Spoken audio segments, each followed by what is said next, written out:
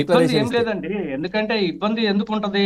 వారు నిజంగా ఒకవేళ పూజలు చేయించాలా, పూజలు చేయాలి అని అనుకుంటే మాత్రం తప్పకుండా వారు సంతకం పెట్టాల్సిందే. ఆ సిద్ధాంతాన్ని పాటించాలి. ఉమ్. బైబిల్ చదివినంత మాత్రాన క్రైస్తవుడు కాదు కదండి. ఆల్రెడీ వారు అక్కడ హిందుత్వంలో వెళ్ళి ఆ జంధ్యం వేసుకున్నారు కదా, హిందూగా మారిపోయారు కదా.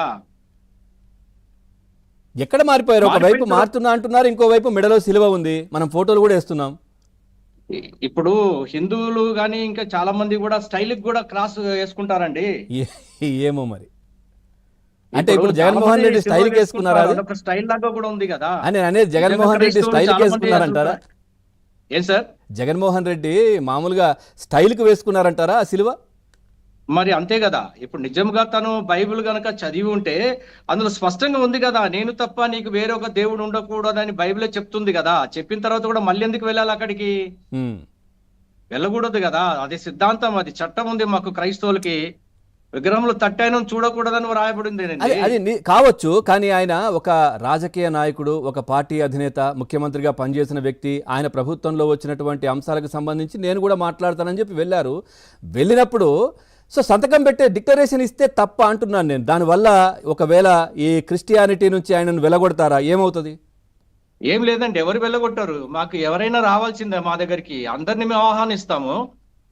మేము అంటే వారు క్రిస్టియానిటీలోకి వస్తే మేమేం ధిక్కరించడం లేదు, ఎందుకు వచ్చామని కూడా అడిగే హక్కు మాకు లేదండి, అది ఆయన ఇష్టము. ఉమ్. కానీ వారు నిజంగా మంచి మనసుతో ఒకవేళ తిరుపతికి వెళ్ళినప్పుడు అక్కడ దర్శనానికి వెళ్ళాలనుకుంటే వెళ్ళొచ్చు. ఉమ్. అక్కడ ఉన్న రూల్ ఏందో పాటించాల్సిందే కదా అవసరమైతే. ఉమ్. అవసరం లేకపోతే పోవాల్సిన అవసరం లేదు. మా బైబిల్ ప్రకారం అయితే పోకూడదని ఉంది. Right, okay. శుబ్లి గారితో మాట్లాడదాం. శుబ్లి గారు నమస్తే అండి.